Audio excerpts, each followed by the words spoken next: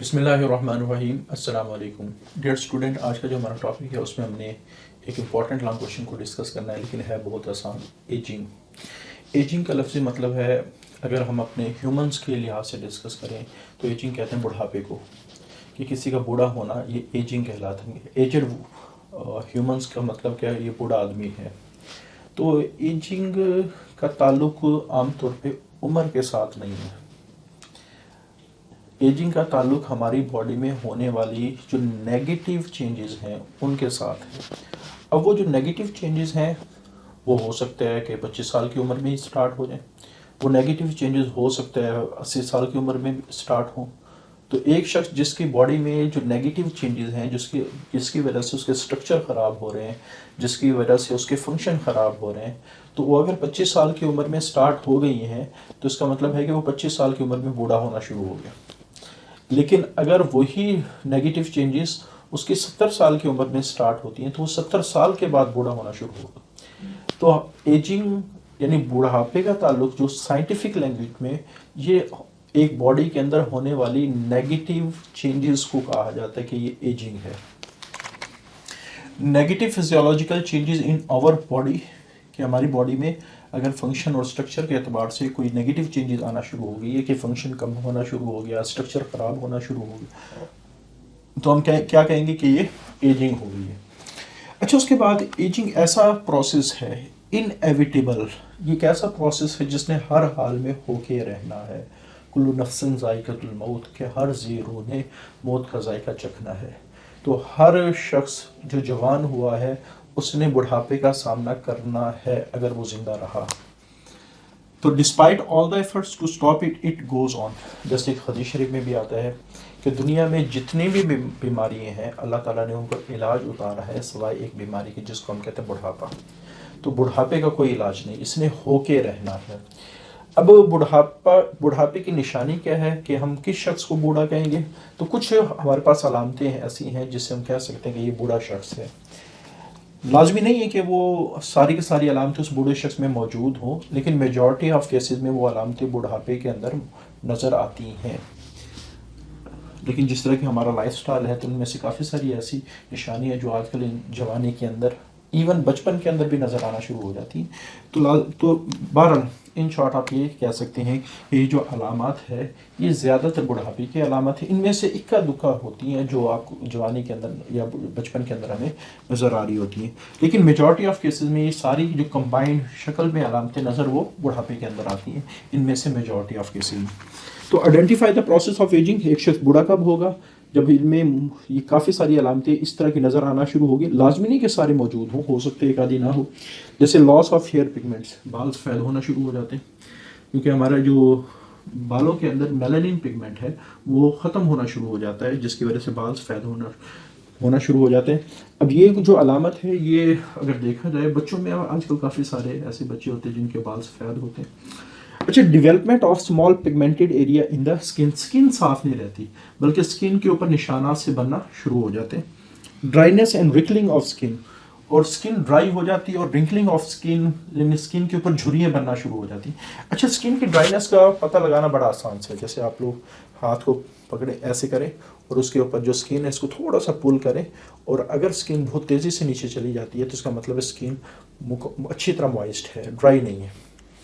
جیسے کسی کو اگر سیویئر ڈائریا بھی ہو جائے تو بعض دفعہ اسکن کے اندر یہ جو الاسٹیسٹی ہے وہ یہ ختم ہونا شروع ہو جاتی ہے، جس کی وجہ سے اسکن تھوڑا سا ٹائم لیتی ہے نیچے کی طرف ریسٹور ہونے میں. اچھا، اس کے بعد لاس آف ایجلٹی، جو انسان کی چستی ہے وہ تھوڑا کم ہو جاتی ہے. انکریز باڈی ویٹ، وزن بڑھنا شروع ہو جاتے ہیں. پور ویژن، نظر کمزور ہونا شروع ہو جاتی ہے. فارگیٹ فلنس، یاداشت کمزور ہو جاتی ہے، کمزوری آ جاتی ہے. اور ڈکریز باڈی امیونٹی، قوت مدافعت ختم ہونا شروع ہو جاتی ہے. اور D generation of body tissue آہستہ آہستہ خراب ہونا شروع ہو جاتی ہے. جیسے اگر جوائنٹس میں کارٹیلیج کی ڈی جنریشن ہو جائے تو اس سے آرتھرائٹس ہو جاتی ہے. اگر ٹیونیکا میڈیا، اب ٹیونیکا میڈیا کیا ہے؟ ہمارے پاس جو بلڈ ویسلز کی 3 لیئرز ہوتی ہیں، سب سے اندر والے لیئر کو ٹیونیکا انٹرنا کہا جاتا ہے، اور جو درمیان والی لیئر ہے اس کو ٹیونیکا میڈیا کہا جاتا ہے، اور جو سب سے باہر والی لیئر ہے اس کو ٹیونیکا ایکسٹرنا کہا جاتا ہے. اور جو درمیان والی لیئر ہے چونکہ یہ مسکولر لیئر ہوتی ہے اور الاسٹک ٹیشو اس میں بہت زیادہ ہوتے ہیں، اور اس الاسٹک ٹیشو ہونے کی وجہ سے جو بلڈ ویسل ہیں یا آرٹریز ہیں وہ ایسے ویزو ڈائلیٹ کرتی ہیں، ویزو کنسٹرکٹ کرتی ہیں. تو اگر ان کی الاسٹیسٹی ختم ہو جائے تو یہ جو آرٹریز ہیں وہ ہارڈ ہو جائیں گی. تو ہارڈ ہونے کی سکلیروسس ہارڈننگ کو کہا جاتا ہے. آرٹریز سے نکلا ہے تو ہارڈننگ آف آرٹریز از کالڈ آرٹریوسکلیروسس. تو یہ ڈیزیز ہو جائے گی. اچھا، کرونری آرٹری ہمارے پاس وہ آرٹری ہوتی ہے جو ہمارے ہارٹ کو بلڈ سپلائی کر رہی ہوتی ہے. تو اس میں اگر خدا نخواستہ بلڈ کلوٹنگ ہو جائے تو ہارٹ اٹیک کے چانسز بڑھ جاتے ہیں. اس وجہ سے بہت زیادہ چانسز ہوتے ہیں بڑھاپے کے اندر ہارٹ اٹیک کے. اچھا، میکینزم آف ایجنگ ہو کیوں رہا ہے؟ اچھا، ایگزیکٹ میکینزم اننون ہے کہ لازمی ہی ہماری باڈی کے فنکشن نے کیوں خراب ہونا ہے، لیکن اس کی کچھ لاجکس بھی ہو سکتی ہیں. ایگزیکٹ میکینزم ابھی اننون ہے، لیکن کچھ پوائنٹ ایسے ہیں جو ہمیں تھوڑا سا سوچنے پہ مجبور کرتے ہیں کہ ہاں واقعی ایجنگ کا پروسیس پاسبل ہے. جیسے جب ایک آرگن گرو کرتا ہے، گروتھ ہو کیسے رہی ہوتی ہے؟ جتنے سیلز کی تعداد اس آرگن میں بڑھ رہی ہوتی ہے اتنا ہی وہ آرگن گرو کر رہا ہوتا ہے. لیکن ایک جو سیل ہے وہ کیا ساری زندگی ڈیوائڈ ہوتا رہے گا؟ تو اس کا آنسر ہے نو. تو جب آرگن فلی ڈیولپ ہو جاتا ہے تو اس میں جو سیل ڈویژن کی ایبلٹی وہ ختم ہو جاتی ہے. تو اس کا مطلب یہ ہے کہ ایک سیل کے پاس ایک لمیٹڈ اماؤنٹ سیل ڈویژن کی ہوتی ہے. جیسے میں کہتا ہوں کہ ایک سیل نے 20 دفعہ ڈیوائڈ کرنا ہے، ہو سکتا ہے ایک سیل نے 40 دفعہ ڈیوائڈ کرنا ہے، ایک سیل نے ہو سکتا ہے 100 دفعہ ڈیوائڈ کرنا ہو. تو جب وہ 100 دفعہ ڈیوائڈ کر چکا ہوگا تو اس کا مطلب ہے اس کے اندر سیل ڈویژن کی ایبلٹی ختم ہو گئی. اب سپوز ہم کر لیتے ہیں کہ ایک ہمارے پاس سیل ہے، اس نے 4 دفعہ ڈیوائڈ ہونا ہے. 2 سے 4 بنیں گے، 4 سے 8 بنیں گے، اور 8 سے 16 بنیں گے. تو اس کا مطلب ہے یہ جو کنڈیشن ہے اس میں آرگن مکمل طور پہ گرو ہو چکا ہے. اب ساری زندگی اس انڈیویجول نے ان سیلز پر گزارا کرنا ہے. لیکن with the passage of time جب ان میں سے کچھ سیل مرنا شروع ہوتے ہیں تو اب ہم کہتے ہیں کہ اب اس کا فنکشن کم ہونا شروع ہو جائے گا، اس کا اسٹرکچر ڈیمیج ہونا شروع ہو جائے گا. دیکھیں، ایک سیل تھا، فنکشن کم تھا، اسٹرکچر چھوٹا تھا. 2 سیل ہو گئے، فنکشن زیادہ ہو گیا. 4 سیل ہو گئے، فنکشن اس سے زیادہ ہو گیا. 8 سیل ہو گئے، اس سے زیادہ ہو گیا. 16 سیل، اس سے زیادہ فنکشن ہو گیا. اب ساری زندگی وہ 16 سیل کا فنکشن پرفارم اگر کرتا رہا تو اس کا مطلب ہے کہ اس کا میکسیمم فنکشن پرفارم ہوتا رہے گا. لیکن with the passage of time ہر چیز نے آپ کہہ سکتے ہیں اس کا ڈکلائن ہے. ہر چیز کے اندر ہمیشہ وقت کے ساتھ ساتھ کیا آتی ہے؟ کمی آتی ہے، جس کی وجہ سے یہ سیل خراب ہونا شروع ہو جاتے ہیں. اور جتنا سیل خراب ہوں گے اتنا ہی فنکشن ڈیٹیریوریٹ یا خراب ہوگا. جیسے جب ہم نروس سسٹم کی بات کرتے ہیں تو وقت کے ساتھ ساتھ یعنی ایج کے ساتھ ساتھ مینٹل ایکٹیویٹی اور میموری جو ہے، یادداشت جو ہے، ڈیٹیریٹ خراب ہوتی ہے. کیونکہ بڑھاپے کے اندر عام طور پہ یا زیادہ عمر کے اندر صرف چند سیل ہوتے ہیں جو کام کر رہے ہوتے ہیں، باقی سیل کام نہیں کر رہے ہوتے. اچھا، اسی طرح جو انٹرا سیلولر سبسٹانسز ہے اس کے اندر بھی چینجز آ رہی ہوتی ہے. جیسے کولیجن پروٹین ہے، اس میں کراس لنکیج بڑھنا شروع ہو جاتا ہے. اچھا، کراس لنکیج کا ایفیکٹ کیا ہوتا ہے؟ الاسٹیسٹی کم ہو جاتی ہے. جیسے میں کہتا ہوں کہ میرا 2 انگوٹھے دو مالیکول یہ آپس میں کنیکٹڈ ہیں تو اس کے اندر ہو سکتے ہے الاسٹیسٹی زیادہ ہو. لیکن اگر یہ ایک کنیکشن اور بڑھ گیا الاسٹیسٹی اور کم ہو جائے، ایک کنیکشن اور بڑھ گیا الاسٹیسٹی اس سے بھی کم ہو جائے. تو جتنا زیادہ کراس لنکنگ ایبلٹی بڑھتی جائے گی مالیکولز کے اندر، کراس لنکیج، تو اس کی جو الاسٹک پاور ہے وہ کم ہوتی چلی جائے گی. اور الاسٹک ٹیشو کے اندر اگر الاسٹیسٹی ختم ہو جائے تو جو موومنٹ ہے، لاس آف ریزیلینس، انسان کی جو پھرتی ہے، انسان کا جو چست ہونا ہے، انسان کی جو ایکٹیونیس ہے وہ ضائع ہونا شروع ہو جائے گی اور ٹیشو ہارڈ ہونا شروع ہو جائیں گے. تو ہارڈ چیز میں آپ کو پتہ ہے الاسٹیسٹی کیا ہوتی ہے؟ کم ہوتی ہے. اور سب سے امپورٹنٹ چیز کہ سیل کے اندر میوٹیشنز بھی ہو رہی ہوتی ہیں. ہمارے کافی سارے کیمیکلز اور انوائرمنٹ کے اندر کافی ساری ریڈیشن جو ہمارے سیل کے جینیٹک میک اپ کو خراب کر سکتی ہیں. ظاہر بات اگر سیل کے اندر میوٹیشن ہوگی تو سیل کی ایکٹیویٹی افیکٹڈ ہوگی، اور سیل کی ایکٹیویٹی افیکٹڈ ہونے کا مطلب کیا ہے کہ سیل کے فنکشن کے اندر خرابی آ گئی. ایفیکٹ آف لائف اسٹائل کا کیا مطلب ہے؟ کہ بڑھاپے کو روکا نہیں جا سکتا، کسی صورت نہیں روکا جا سکتا. لیکن یہ نو کہ 25 سال کے بعد بڑھاپا آ جائے. ہاں، اتنا کیا جا سکتا ہے کہ اگر انسان بہتر زندگی گزارے تو بڑھاپے کا جو ڈیوریشن ہے وہ کافی بعد سٹارٹ ہو سکتا ہے، کافی دیر بعد سٹارٹ ہو سکتا ہے. تو کیسے؟